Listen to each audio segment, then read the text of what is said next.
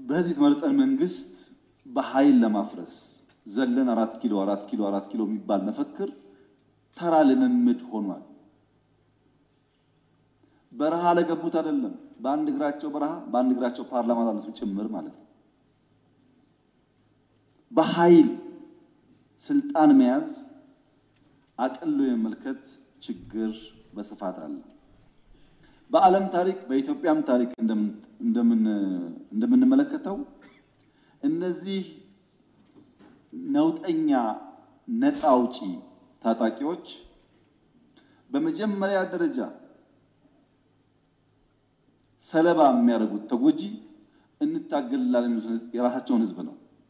ስለምታገልልህ አግታለሁ፣ ስለምታገልልህ ገለሃለሁ፣ ስለምታገልልህ ሳትፈቅድልኝ ገብቼ ቆርሼ እበላለሁ፣ እደፍራለሁ። እኔም ማድረገው ማንኛውም ነገር ታጋይ ስለሆንኩ ሆሊ ነው፣ ሐላል ነው፣ ይፈቀዳል ብሎ ያስባሉ። ይሄ ኦሮሚያም አለ፣ አማራም አለ፣ ትግራይም ሁሉም ጋር ነው ያለው። ኢትዮጵያም ሌላም ሀገር አለ።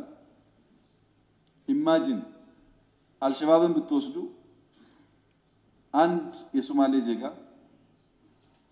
አንድ ሙስሊም በረመዳን ወር ሌላ የሚጾምን ሙስሊም ሌላ ሶማሌ ሌላ እስላም ምንም ባላደረገው ምክንያት ቦምብ ታጥቆ ፈንድቶ ይገላል።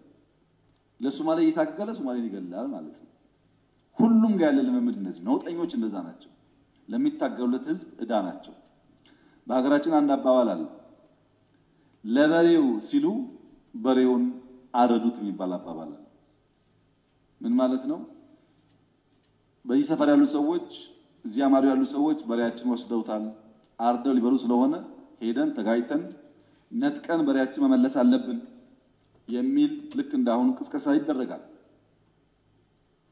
ከተደረገ በኋላ ሰዎች ይሰባሰባሉ፣ ለውጊያ ይዘጋጃሉ። ለውጊያ ስንሄድ ስንቅ ስለሚያስፈልገን ስንቅ እንያዝ ብሎ በሬ አርደው ስንቅ ይከፋፈላሉ። መንገድ ከጀመሩ በኋላ ለካ የሚዋጉለት በሬ አርደው ስንቅ አርገውታል። ለበሬው ሲሉ በሬውን አረዱት ይባላል። ለአማራ ሲባል ለኦሮሞ ሲባል መልሶ ኦሮሞና አማራን የሚያርድ ነውጠኛ ፋይዳ የለውም ማለት ነው።